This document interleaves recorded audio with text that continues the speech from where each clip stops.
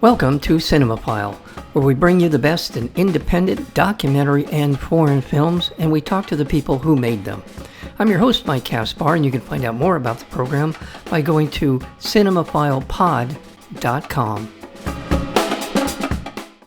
Filmmaker Rustin Thompson journeys into the American West on a search for traces of what was once the center of small-town life, the movie theater. On the trip, he finds long abandoned and forgotten cinemas, movie houses that have fallen into disrepair, theaters recently closed, and theaters struggling to hold on. And it is about all that. It is also about a sense of hope, a sense of something that is in us as human beings to gather in some tribal kind of sensibility and enjoy watching stories being told in a communal spirit. And that's what this film is about. Again, the film is called The Last Picture Shows. We're joined today by the director, Rustin Thompson. Rustin, welcome to Cinemophile. Hi, Mike. Thank you for having me here. I appreciate it. Yeah, thank you. I see all of your posters, your Yes. one sheets in the back, and it brings me Yeah. back. As I mentioned to you, I was a projectionist at an art house. Yeah. This really hits home to me because it was a formative thing for me to be a part of a theater, and it has stuck with me in so many different ways. I think one of the reasons why I do this show and the one before it is hmm because of that experience. So tell me a little bit about what Yeah. inspired you to go out on the road and track down some of these great movie houses. Yeah. Well, I know your audience can't see it, but yes, I'm surrounded by film posters, foreign language film posters, and my DVDs and Blu-rays. So clearly, I'm a bit of a film head, a cinephile, and I was at a very early age. Probably when I was 7 or 8 is when my love of film really took off. And the way that I've learned about life and love and death and relationships and how to live. So it's been very important to me. And I live in Seattle. That's where I'm at right now. And we used to have a great art house culture in Seattle, but in the last 10 to 15 years, we have lost 7 to 10 art house theaters, and many of them in the university district where I went to college at University of Washington. So I was lamenting the loss of that. And around that same time, a new art house theater opened up very close to my home, and you could rent space there and program a film series, which is what I did, called Cinema of the 70s, one of the great decades, maybe the greatest decade of film, in my opinion. And I programmed Peter Bogdanovich's The Last Picture Show, which I had seen before, but it had been a while. And I'd been a long time since I saw it in a theater. So programmed that film and got a great response from the audience. The reason why I did that series was to get people back into the theater. This is after COVID. And around the same time, I was looking for another documentary to make, and I really like to work alone. So I was looking for something where I could get on the road and be unencumbered by a crew or anybody telling me what to do or what not to do. And I just thought, what happened to these cinemas that are out here in the American West? And I wanted to go to the smallest towns possible that still had a theater that was either standing but closed or standing but open, and the ones that had long disappeared as well. So I consulted a website called cinematreasures.org, which is a wonderful site where anyone can go on that site and search up any city anywhere in the world, and it will tell you if there are theaters there and if they're still open, if they're closed, when they close, there might be photographs. So I kind of had the essential. I had the inspiration for the film. I had the time for the film, and I didn't really have a budget initially because I could work by myself and no one needs to pay me.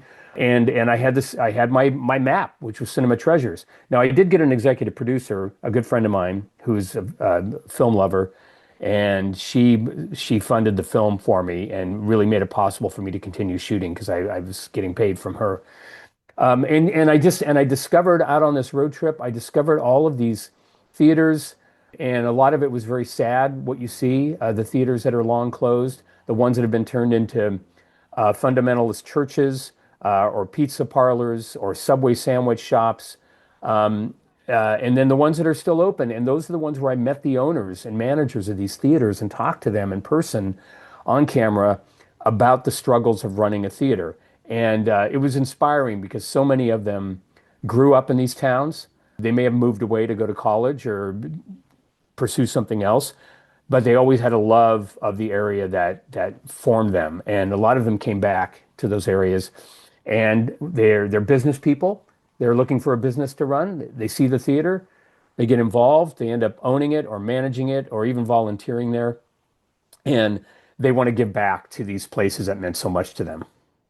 Film beautiful to look at for a lot of Thank reasons. I you. thought your cinematography was terrific and just capturing the images, seeing these people in the theaters, seeing people coming in and out of the theaters, the sense of what it is like to be in those spaces, but also all the old photographs and the music. There's a lot really that's emotionally that drives this film emotionally as well. Because getting to know the theater owners, inevitably they will say to you, "We love doing this. We love being a part of showcasing, presenting film."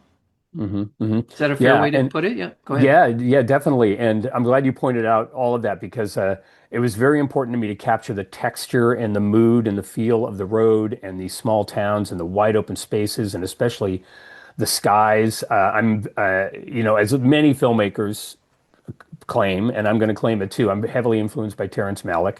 I'm also heavily influenced by Sergio Leone and Sam Peckinpah's vision of the dying West and the anachronisms of his characters. I also like the films by Tarkovsky where he uses ambient sound, natural sound to help you get a sense of a space. And I'm a big fan of Antonioni and the way he shows buildings and architecture within an environment and what it means to the things around it, the people around it. So all of those influences, I just let them kind of wash over me as I was making the film. And I wanted it to breathe a lot and just kind of sit with this. And the music was very important to me because I wanted it to inform the sort of emotional palette of the movie. And in so many films, documentaries and narrative films, you hear a great song and it's over before you've really had a chance to absorb it. Or you say, God, I wish they would have let that song play longer. I love that song. So I really wanted to let the music stretch and just help us give us this sense of where we are and what it means. I completely agree with you on and the music is wonderful. That Americana, the sense of Yeah. the West. The West is mostly, I mean, I think exclusively everything sort of this side of the Rockies is basically where you document the Yeah. loss of Yeah. these theaters. And open space, the sort of individualism, the rugged individualism of these people, at the heart of these people. I think for people who live in much of the places that we see, that sense of community is very important to them. Even though they may not want to, they don't want to live in a bigger city, they want to live in a community that they Hmm. can enjoy and raise a family in. And that's another thing that comes across in this is that theaters for so long were a place where you could take your family for a relatively inexpensive cost and enjoy. Again, I come back to this all the time. People who listen to the show will be sick of me saying this, a communal experience, how important it is, not just for your family, but for the community. There's a reason why we gather. Yeah. And the experience is it's a class-free experience. It's a Yes. political divide-free experience. Yeah. It is something that has not been lost in this country if you actually seek it out. And one of my one expert interview in the film was with Ross Melnick. He's a UCSB professor. And he had a great line at the end of the film that closes the film where he talks about how these spaces were ones where if you were the mayor or the king or the farmer or the court jester, you could all go to this one space and pay the same amount of money with your hard-earned quarter and go to these temples and palaces of cinema. And that is still true today. Yeah. And it's also true that for much of the heyday of the theaters that we see in the film, whether they're still there or not, much of them, they had the opportunity to essentially enjoy, in some ways, the zenith of American filmmaking. Yeah, yeah, Those films that were being screened in the 30s, 40s, 50s, 60s, and 70s, as you described, were among the treasures of the cinematic world. yeah, absolutely. And people who had that experience were very lucky. What I'm finding too is that younger audiences are starting to hear about my film and seek it out and come to the screenings. And these younger people, they come up to me afterwards and they are actually quite moved by what they've seen because they'll say to me, when I came of movie going age in my small town or even in my big town, our neighborhood theaters were already closed. And for them, it evokes something that they never had a say in losing. And I think that's why they're coming to the theater to see my film. And that's why we're also hearing that, especially among the Gen Z crowd, they're starting to return to movie theaters because they're looking for an experience that is curated by human beings. And they are being introduced to films that they've heard about but never had a chance to see or never watched it online, and now are experiencing them in a movie theater. Yeah, and I think that's really important. And there is some hope. And the film is not like an elegy to these small theaters or these community theaters. There's hope. There are people who are figuring out ways in which to make this work in their communities, which is great to hear. And I'm also Yeah. going to throw in things like micro cinemas are popping up. Yeah. We're seeing a lot of the art houses. Some of them are thriving. Many Yep. aren't, but some of them are. So there's reason to be hopeful, and there's also reason to one for me, the reason to connect with others. I'll just keep coming back to that reason Yeah. to be in a communal space, and I think that's important. Well, Yeah. congratulations. I mean, truly, congratulations. Thank you. It looks great. It has a beautiful pace to it. I love the way that it sort of unfolds for us. Looks great, and the people we get to meet Tiny and a whole bunch of other people in the Yes. film. Really, truly a heartwarming part of the film. And my congratulations to you, Rustin Thompson, for your work here. This remarkable documentary film called The Last Picture Shows. Thank you. Thank you, Mike. Appreciate it.